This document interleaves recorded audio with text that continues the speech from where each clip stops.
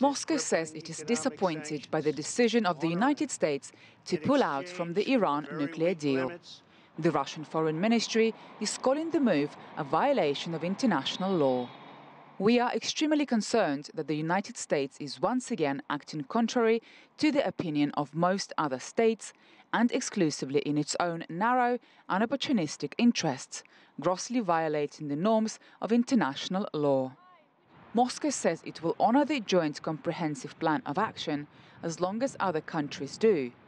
And Russia insists it's open to further cooperation with other members of the Iran deal and will continue to actively develop bilateral ties with Tehran. Moscow says there are no grounds to believe that Iran is on the path to create a nuclear bomb. Moscow has repeatedly said it wants the Iran deal left intact. Russia is one of the signatories to the deal, along with China, the UK, France and Germany.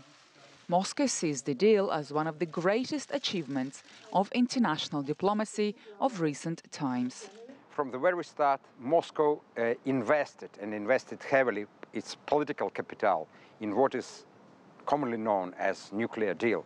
And the last thing Moscow wants is all that legacy of Russia's diplomacy of the last years to be dumped by moves of US president who seems to listen only to himself.